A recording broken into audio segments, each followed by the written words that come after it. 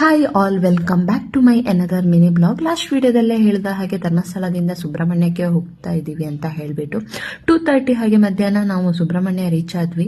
But ನಮಗೆ room ಸಿಗೋದು ಸ್ವಲ್ಪ ಕಷ್ಟ ಆಯಿತು. ಬಿಕಾಸ್ ನಾವು ಮೊದಲೆಲ್ಲ ಬಂದಾಗ ಡೈರೆಕ್ಟ್ ರೂಮ್ ಸಿಗ್ತಾ ಇತ್ತು. ಬಟ್ ಇವಾಗ ಬುಕ್ಕಿಂಗ್ಸ್ ಎಲ್ಲ ಇದೆ ಅಂತ ಹೇಳಿದ್ರು. ನಾವು ಅಲ್ಲೇ ಬುಕ್ ಮಾಡೋಕೆ ಟ್ರೈ ಮಾಡಿದ್ವಿ, ಬಟ್ ಆಗಿರಲಿಲ್ಲ.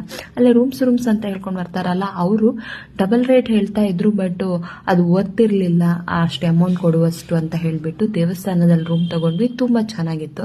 ಧರ್ಮಸ್ಥಳದಲ್ಲಿ ನಾವು 11 ಗಂಟೆ ಹಾಗೆ ಊಟ ಮಾಡಿದ್ವಿ. ಹಾಗಾಗಿ ಹಸಿವೆ ಬೇರೆ ಆಗ್ತಾ ಇತ್ತು ಅಂತ ಹೇಳ್ಬಿಟ್ಟು ಸ್ವಲ್ಪ ಸ್ನಾಕ್ಸ್ ಎಲ್ಲ ತಿಂದ್ಬಿಟ್ಟು ರೂಮಿಗೆ ಬಂದ್ವಿ. ಪಾಪು ಧರ್ಮಸ್ಥಳದಲ್ಲೇ ಸ್ವಲ್ಪ ಆಟ ಸಾಮಾನೆಲ್ಲ ತಗೊಂಡಿದ್ದ. ಅವನು ಆಟ ಸಾಮಾನ್ ಜೊತೆ ಆಟ ಆಡ್ತಾ ಇದ್ದ. ಊರಲ್ಲಿ ಮಳೆ ಅವಾಗವಾಗ ಬರ್ತಾ ಇರತ್ತೆ, ಹಾಗಾಗಿ ಹೊರಗಡೆ ಹೋಗೋದು ಸ್ವಲ್ಪ ಕಷ್ಟ ಆಗತ್ತೆ. ಬಿಕಾಸ್ ಮಳೆಯಲ್ಲಿ ಒದ್ದೆ ಆಗಿ ಬರಬೇಕು, ಮತ್ತೆ ಏನೋ ಒಂಥರ ಕಿರಿಕಿರಿ ಅನ್ಸುತ್ತೆ ಅಂತ ಹೇಳ್ಬಿಟ್ಟು ಸಂಜೆ ನಾವು ಫ್ರೆಶ್ ಅಪ್ ಆಗಿಬಿಟ್ಟು ದೇವಸ್ಥಾನಕ್ಕೆ ಹೊರಟ್ವಿ. ಬಿಕಾಸ್ ನಮಗೆ ಬರ್ಲಿಕ್ಕೆ ಹೇಳಿದ್ರು, ಮಹಾಮಂಗಳಾರತಿ ಇದೆ ಅಂತ ಹೇಳ್ಬಿಟ್ಟು. ಹಾಗಾಗಿ ಹೊರಟ್ವಿ.